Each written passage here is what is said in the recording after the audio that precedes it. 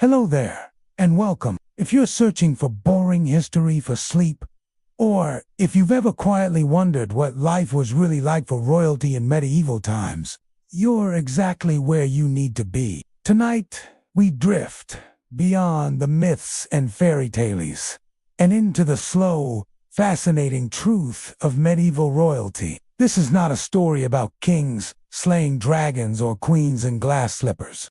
This is about what it truly meant to live inside a palace, to carry a crown, to be seen as divine, but feel very human. Whether you're here to relax, fall asleep, or just learn something new about medieval kings and queens, you're welcome here, and your journey begins.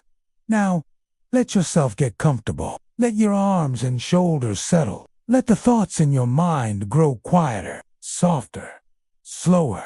Breathe in, breathe out. Good.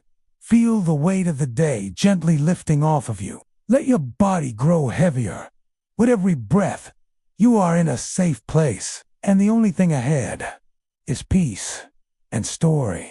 Tonight's story begins in the gray hush of early morning, in the royal bedchamber of a queen. It is not yet dawn. The sky outside the castle window is still the soft, smoky blue of the coals in the hearth glow faintly, and silence hangs in the air, thick as velvet. But soon, that silence will be replaced by footsteps, whispers, fabric rustling, because royalty, even in medieval times, didn't wake up alone. In fact, the act of waking was a public event. It was called the leva, a ceremonial rising, observed by noble witnesses and trusted a strange but common tradition in the lives of medieval kings and queens. A servant approaches the bed. They hold warm water scented with herbs. Another follows with slippers. Another brings in a priest or This moment, so ordinary for most of us, was transformed into something ritualistic and symbolic, because every part of a royal's day carried weight. What you wore, who helped you dress, what you said first thing in the morning. All of it mattered, because you weren't just waking up as a person, you were rising as a ruler. And in medieval Europe, a ruler was believed to be chosen by God. This concept, called divine right, meant that monarchs weren't merely leaders. They were sacred figures, symbols, and symbols were expected to be perfect. Let that thought settle for a moment. Imagine waking up with the weight of an entire realm watching you. Imagine being 12 years old, newly crowned, and expected to know the ways of men 3 times your age. Many child kings ascended thrones before they'd lost their baby teeth. They were dressed in robes far too large, crowned in ceremonies they didn't fully understand, and handed scrolls of law they could barely read. This wasn't unusual. It was expected, because the bloodline mattered more than the boy, and often the boy had no say in what came next. Now breathe with me again. In through your nose, and out slowly through your mouth. Let your thoughts float like silk on water, because now we walk not with a boy, but with a woman, a queen, one who knew her power. Eleanor of Aquitaine, a duchess in her own right, Queen of France, later Queen of England. She was not content to sit in the shadows. She joined the Crusades. She negotiated treaties. She was imprisoned for defying her husband, King Henry II. But she endured, and even behind the walls of a castle she could not leave. Her influence reached far beyond stone and distance. Eleanor was not alone in her struggle. Another royal, Empress Matilda, fought for the throne of England during a time known as the Anarchy. She claimed her right to rule, and though her crown was snatched before it could settle on her head, her son would go on to become Henry II. In many ways, these women shaped dynasties, and yet they, too, were bound by the same rituals, the same gowns, the same lonely stone rooms, because in the world of royalty, in medieval times, the castle was not just home. It was a stage, a trap, and sometimes a cage. Marriages were not for love. They were for land, alliances, bloodlines. Children were born not out of affection, but expectation. Often, A queen's worth was measured by how many sons she could produce, and the birthing chamber itself was sometimes filled with witnesses there to verify the legitimacy of the heir. Privacy was rare. Even sacred things were public business. But in between those moments of ceremony and scrutiny, there were softer spaces. A quiet corner of a library, a hidden garden behind the chapel, a moment of music played for no one but the wind, and maybe, just maybe, a fleeting feeling of peace. You can almost hear it now. The rustle of silk sleeves, the low murmur of prayer, the soft echo of bare feet on cold stone floors. This was the strange world of medieval royalty. Not all glitter, not all glory, but deeply human and oddly intimate. Let that thought wrap around you. Let it drift through your thoughts like smoke from a candle just extinguished. You are resting now, at the edge of a throne room no one sees anymore. Close your eyes again, if they aren't already. Let the edges of your thoughts blur. Let your breath become soft and rhythmic as we drift deeper into the quiet, peculiar world of medieval royalty. We've seen how royals began their days, not in solitude or stillness, but under the gaze of advisors, servants, and ceremony. Everything scripted, everything symbolic. But after the rising came the living, or at least what passed for living when you were born into the uppermost ranks of medieval kings and queens. Because being royal didn't just mean wealth. It meant role, a performance rehearsed from birth. Royal children, whether prince or princess, were rarely raised by their parents. Instead, they were often sent to other noble households, where their upbringing served political goals. To be fostered meant to learn the art of influence, to absorb the quiet corner of a library, a hidden garden behind the chapel, a moment of music played for no one but the wind. And maybe, just maybe, a fleeting feeling of peace. You can almost hear it now, the rustle of silk sleeves, the low murmur of prayer, the soft echo of bare feet on cold stone floors. This was the strange world of medieval royalty. Not all glitter, not all glory, but deeply human and oddly intimate. Let that thought wrap around you. Let it drift through your thoughts like smoke from a candle just extinguished. You are resting now, at the edge of a throne room no one sees anymore. Close your eyes again, if they aren't already. Let the edges of your thoughts blur. Let your breath become soft and rhythmic as we drift deeper into the quiet, peculiar world of medieval royalty. We've seen how royals began their days, not in solitude or stillness, but under the gaze of advisors, servants, and ceremony. Everything scripted, everything symbolic. But after the rising came the living, or at least what passed for living when you were born into the uppermost ranks of medieval kings and queens. Because being royal didn't just mean wealth, it meant role, a performance rehearsed from birth. Royal children, whether prince or princess, were rarely raised by their parents. Instead, they were often sent to other noble households, where their upbringing served political goals. To be fostered meant to learn the art of influence, to absorb the language of power, to become useful. A future queen might be trained not only in piety and modesty, but in how to walk exactly 3 steps behind her husband, how to speak only when asked, how to give birth publicly, if necessary, and then quickly return to royal duties. A prince might be trained in swordplay and Latin, but also in how to host a feast, read church doctrine, and kneel exactly right before the bishop.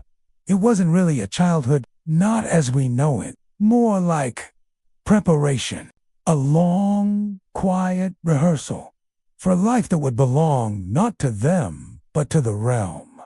And yet, among all this structure, the royals were still human. There are stories, quiet ones, of a young princess laughing during a dance lesson, or a prince who collected carved wooden animals in secret, moments so small, they barely ripple through history. But they were real, and when those children came of age, they were married, of power, to become useful. A future queen might be trained not only in piety and modesty, but in how to walk exactly 3 steps behind her husband, how to speak only when asked, how to give birth publicly, if necessary, and then quickly return to royal duties. A prince might be trained in swordplay and Latin, but also in how to host a feast, read church doctrine, and kneel exactly right before the bishop. It wasn't really a childhood, not as we know it. More like preparation, a long, quiet rehearsal for a life that would belong not to them, but to the realm. And yet, among all this structure, the royals were still human. There are stories, quiet ones, of a young princess laughing during a dance lesson, or a prince who collected carved wooden animals in secret. Moments so small, they barely ripple through history, but they were real. And when those children came of age, they were married. Not for love, but for leverage. In medieval royalty, marriage was the most powerful political tool. An alliance with another kingdom could prevent war, secure trade, or produce heirs that linked entire empires together. Sometimes these marriages were arranged before the children could even speak. A toddler prince might be promised to a princess he'd never seen. And once of age, the marriage was not just expected, it was demanded. For queens, marriage came with layers of invisible rules. You must be fertile. You must be graceful. You must be submissive, yet also produce powerful sons. A queen who failed to give birth to a male heir might be quietly replaced, set aside, or sent to a remote estate. No matter how beloved she once was, childbirth itself was dangerous, not only for the mother, but for her place in court. Some royal births were attended by dozens of noble women, not for care, but as witnesses, because if a child was to inherit the throne, everyone needed to be sure that child came from the queen's body, and not from the shadows. There are accounts of women giving birth in rooms so crowded they could barely breathe. Yet, once the child arrived, the queen often had little say in what came next. Nurses took over. Governors were assigned. Political documents were signed within hours. A royal child belonged, not to the mother, but to the future. And that future was not always kind. Let yourself breathe here. Let your mind drift, slowly and softly, through an ancient corridor of heavy tapestries and flickering. You're walking slowly, barefoot. The stone cool beneath your feet. The scent of beeswax and lavender lingers in the air. Now, pause. Imagine stepping into a royal feast. Not the joyous kind, but the formal kind. In many courts, royal meals were eaten in near silence. Dozens of dishes might be presented. Roasted swan, pomegranate sauces, gilded pies. But the king and queen could speak only at certain points. And before anyone took a bite, a designated taster, usually a servant or knight, would sample each dish. Poison was a quiet, ever-present fear. Meals were often performed like theater. Who sat where? Who ate what? Who lifted their cup first? All watched, all remembered. To sit next to the king was a privilege. To be seated further down the table, a warning. Even if the feast hierarchy ruled, outside these grand banquets, royal life slowed into long stretches of formality. Scrolls were read, edicts signed, pilgrimages planned. The days blurred together, soft and ceremonial. And though gold glimmered in every hole, many royals like Queen Isabella of France wrote of feeling isolated or lost, because being royalty in medieval times meant you were rarely alone, but often lonely. Now let your breath soften again. Feel your chest rise and fall, like the flicker of a candle in a windless room. You're floating now through the quiet weight of history, not in pages or battles, but in the slow turning of royal routines, the stillness behind the crown, the quiet, aching heart behind royal titles. This is the reality of medieval kings and queens. Strange, sacred, and sometimes just very, very human. Let that truth sink in like warm stone. You are safe now. You are drifting, and there is still more to explore. Breathe in now, a little slower, and exhale softly. Let yourself sink into the stillness. You are not here to rush. You are here to drift, to rest. And remember, in our last breath of story, we walked beside the medieval kings and queens as they navigated rituals of marriage, childbirth, and public feasts. But power, real power, was not only held in gold or ceremony. It was held in perception. And in the medieval world, perception was shaped through three things: faith, art, and fear. Let's begin with faith. In the world of medieval royalty, religion was not just belief. It was structure. It was identity. A king ruled by a divine right. An idea that God himself had chosen the ruler. And that to question the king was to question heaven. Every coronation was, in essence, a sacred act. Kings were anointed with holy oil, sworn in beneath cathedral arch, while choirs echoed promises to the skies. This was not simply political. It was theatrical theology. To the people, the monarch was chosen, sanctioned by the church, blessed by the heavens. And that belief gave monarchs extraordinary control. But it also placed them under a different kind of pressure. Because if the king failed, if a famine came, or a war was lost, some whispered, had God withdrawn his favor? That fear of failing heaven was a quiet burden. You can almost feel it now. A velvet robe, lined with unseen weight. Many kings and queens turned to monastic advisors. Some had private chapels built within their castles, places to kneel, to pray, to ask silently if they were still worthy. And when the crown felt heaviest, some rulers commissioned cathedrals, or relics, or illuminated manuscripts. These were not just donations. They were offerings, acts of devotion, proof for themselves and others that they still walked in light. Now let your breath settle again. Feel it move through your chest like wind through a narrow window. Inhale and release. Because now we enter a quieter chamber. One filled with scrolls and brushes. A place where art shaped legacy.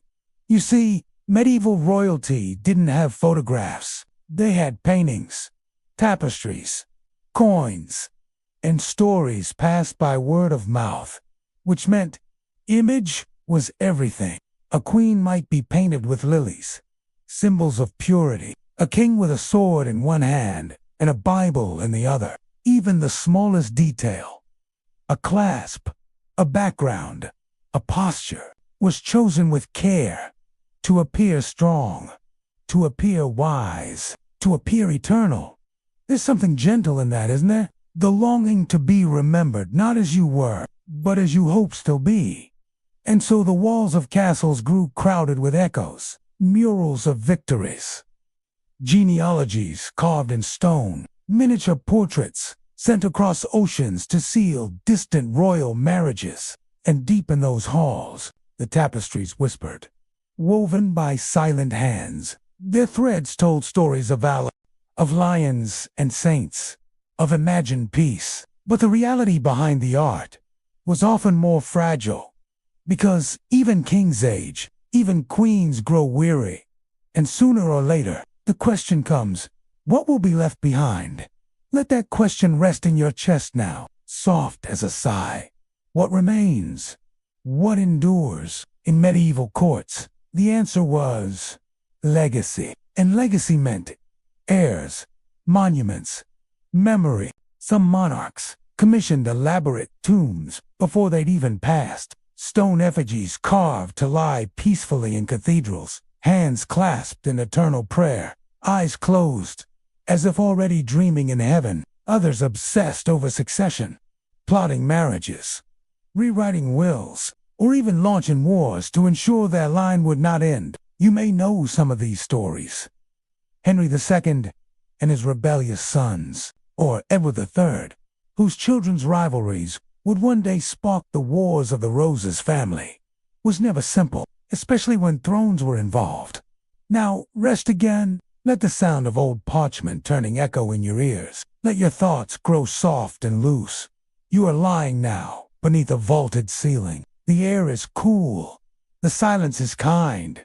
You are safe, because all around you, the noise of court has faded. The guards have stepped back. The scribes have closed their books, and you are alone with the heart of history. The very human weight of wanting to be remembered, and even the most powerful of medieval kings and queens shared that same hope, that their names would be whispered, not forgotten, that their images, their coins, their sacred crowns would survive time's slow burn. But even gold fades, even marble cracks, and in the end, what lingers most is the story. That's what we carry now. Not a crown, but a memory, a flicker of a name, a glint of a thought. And in that, perhaps they've never truly gone. Stay here, in this warm, slow moment. Let it wrap around you like velvet dusk. Let's keep drifting deeper now, into the quieter, stranger comforts of royalty in medieval times, where behind every throne was a chamber, and behind every ceremony, a secret. Breathe with me again. In through your nose, slow and steady, and out through your lips, like a candle slowly flickering out. You're still here, safe in this story, and tonight we'll uncover some of the most peculiar details of medieval royalty. The odd comforts, the curious habits, and the strange little joys that made palace life so very human. We begin in the bath. Yes, the bath, because while most people think of the Middle Ages as dirty or unwashed, royalty had a very different reality. For medieval kings and queens, bathing was a private ritual of luxury, one reserved for the wealthy and powerful. A royal bath might be prepared for hours. Servants would heat water over great fires, then carry it, bucket by bucket, into a deep wooden tub, often lined with linens or sweet-smelling herbs. Lavender, rosemary, soft steam would rise in coils into the vaulted chamber, mixing with candlelight and the distant echo of footsteps on stone. The queen or the king might sit in that warm pool for hours, not alone, but attended. Servants would brush the hair, rub scented oils into the skin, read aloud from religious texts or poetry. This wasn't just bathing, it was power, distilled into peace. Even the soap was imported. Olive oil from Spain, perfumed oils from the East. Cleanliness wasn't just about health, it was a sign of refinement, because medieval royalty understood something. Appearances mattered, but comfort was rare, and it was to be savored. Now, let your mind imagine the warmth of that bath, the soft slosh of water, the hush of a voice reading Latin lullabies in the background. You are there, quietly watching the ritual. The stone walls glow with candlelight, and all the noise of war and rule and ceremony is left behind the door. But after bathing came dressing, and dressing was another performance. Royal wardrobes were massive, not just for style, but for meaning. Colors held power. Purple, the color of emperor. Blue, a sign of piety and purity. Gold, divine favor. Some queens wore cloth of silver, so bright it shimmered like ice. And kings, they wore layers, wool, silk, linen, each trimmed with ermine, a symbol of purity and high status. The weight of a royal outfit could reach 20 or 30 pounds, and yet it was expected to appear effortless, because once again, in the world of medieval kings and queens, you were not dressing to be warm or free. You were dressing to be watched. Breathe in that thought and let it go, because now we enter the evening hours, and with evening came entertainment. Not Netflix, not books, but jesters, troubadours, and miracle plays. Jesters were more than clowns. They were licensed to say things no one else could. They used humor to point out hypocrisy, to make kings laugh or think, and troubadours, traveling musicians, sang of courtly love, heroic deeds, and ancient tales. Imagine sitting in a great hall, 100 candles flickering, wine glinting in silver goblets, and a single voice weaving stories through the firelit air. And then, perhaps a miracle play. These were dramatic performances based on religious stories, staged in castles or courtyards. They were meant to entertain, but also to teach. The line between holiness and drama was thin. You could laugh, you could weep, you could remember your place in a great design. Royalty, after all, was part of that design. Even entertainment was sacred. Now soften your body again. Let your arms sink deeper into stillness. Let your breath grow warm and shallow. And listen, because just as the sun sets over the towers of this imaginary castle, we'll speak of something most people forget: royal superstitions. Yes, even kings feared omens, eclipses, a cracked mirror, a bird flying into the hall. Each could mean disaster. And so many royal courts kept astrologers, men and sometimes women, who studied the stars and offered guidance about everything from coronations to childbirth. A king might delay a battle based on the moon's position. A queen might fast for a day if her dreams were troubling. This wasn't ignorance. It was comfort. In a world filled with plagues and wars and fragile power, any meaning was better than chaos. Superstition made sense of the unknown. It offered something to hold on to in the night. Now you, sweet listener, hold on to nothing, because here you are safe. You can simply drift. You can let all the heaviness of crowns and kingdoms and candles fall away.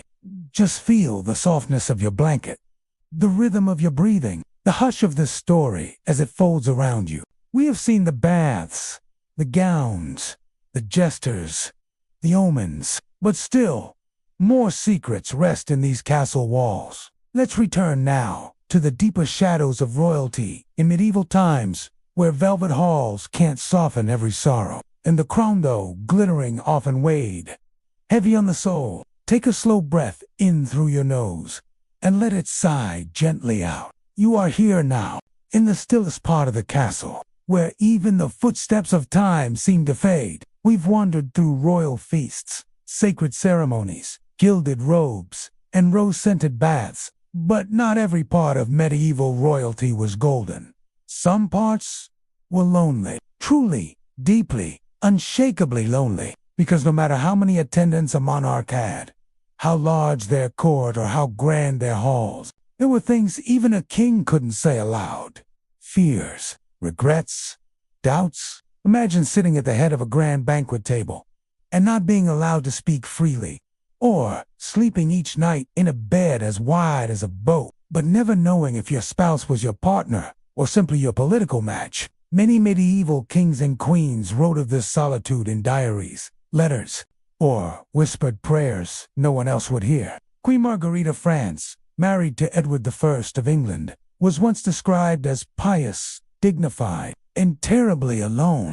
Her days were filled with ritual, but her heart longed for conversation that wasn't rehearsed. And then there were the decisions. Oh, the decisions. To be royal was to carry the weight of life and death. A single decree might raise a village or destroy it.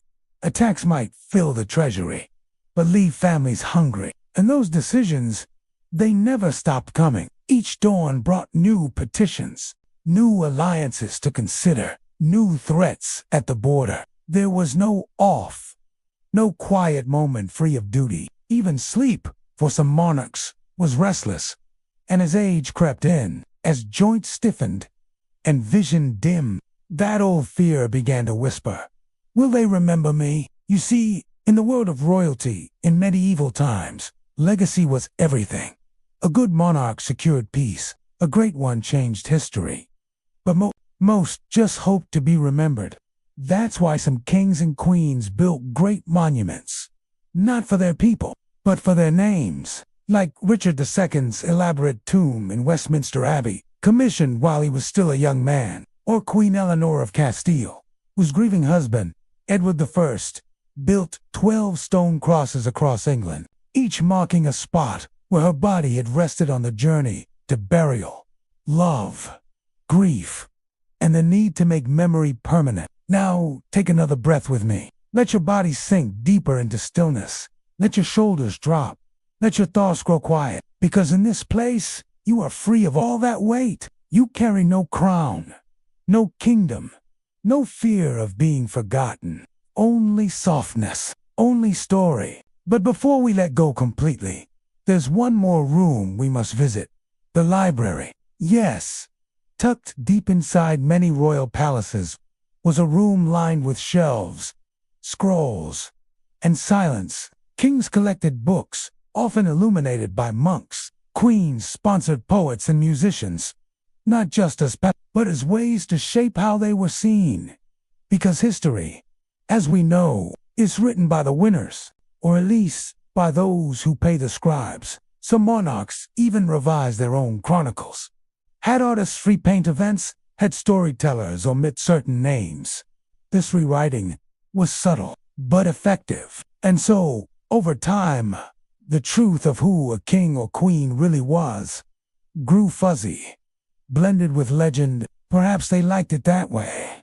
But it also meant no one would ever truly know them. That was the real weight of the crown. Not the gold, not the war, but the silence, the loneliness of being seen by everyone, but known by no one.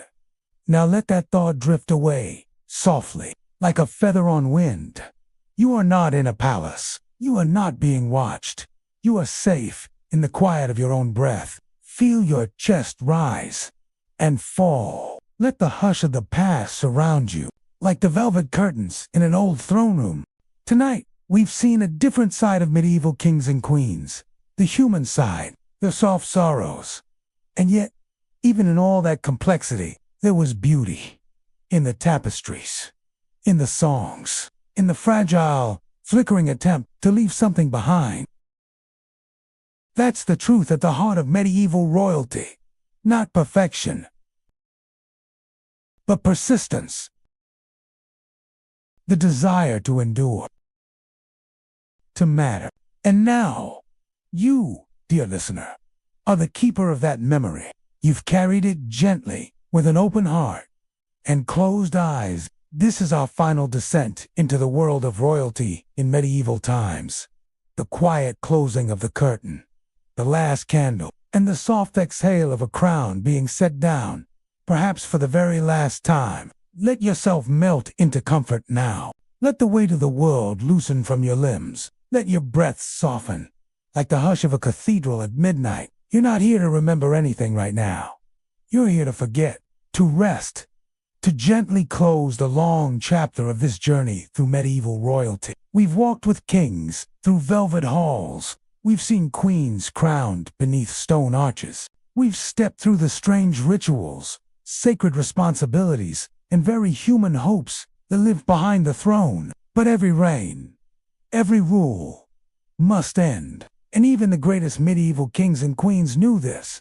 Some feared death, some welcomed it, but all prepared for it, because to die well, for royalty, was almost as important as living well. Many monarchs planned their funerals long before they grew old.